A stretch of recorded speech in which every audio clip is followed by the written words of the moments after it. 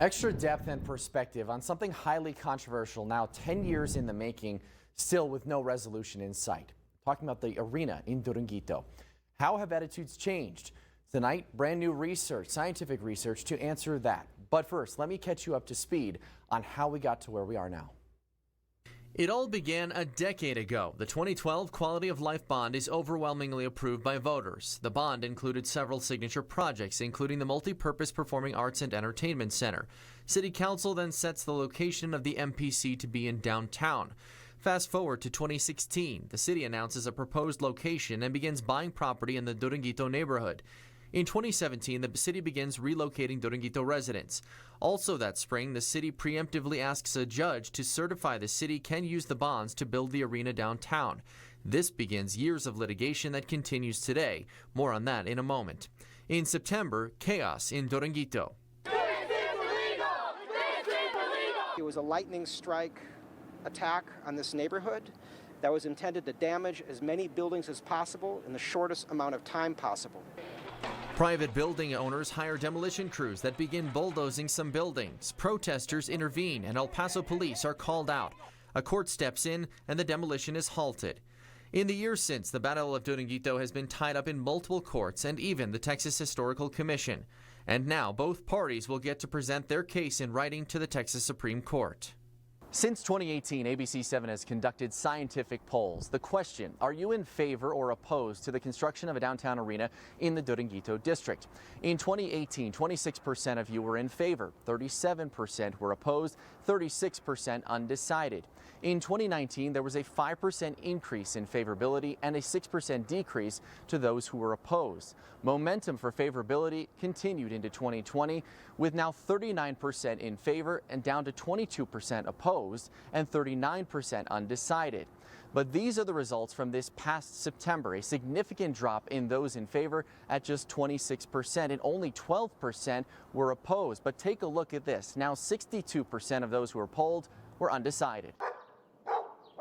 And the fact that here we are in 2022 and only 26% of El Pasoans are in favor of demolishing Duranguito for a multi-purpose arena, I think that speaks volumes. Historical preservationist Max Grossman sees the new numbers as a win. That is a very small number compared to 71%, right?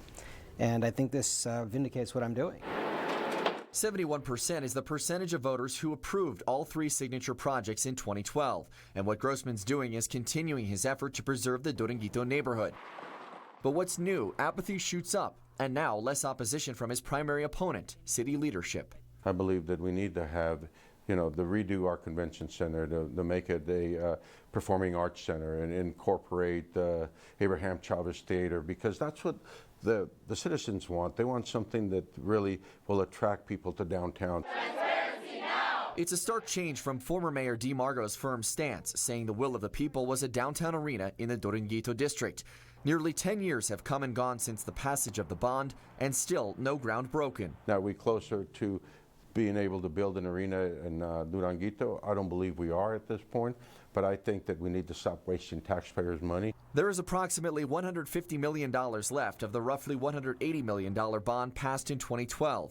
Critics of Grossman say he's costing the taxpayer money and time as he ties up the project in the courts. Yes, the city has spent $3.3 million fighting me, okay? But I'm saving the taxpayers well over $500 million. That figure coming from Grossman's estimate that the cost of an arena downtown in the current economic climate would be triple the amount of what's left to spend. This is too expensive. We just cannot build this. Grossman confirms he's met with the city more than once, and attorneys from both sides were at the mediation. He says it's been months since he's been approached by the city for another meeting. Do you feel like we're getting closer to some sort of resolution? I don't feel we're any closer. At the end of the day, both sides need to give a little so we can come to the middle and again stop wasting taxpayers' money. Now, Grossman tells me he anticipates litigation to run well into 2023, possibly longer.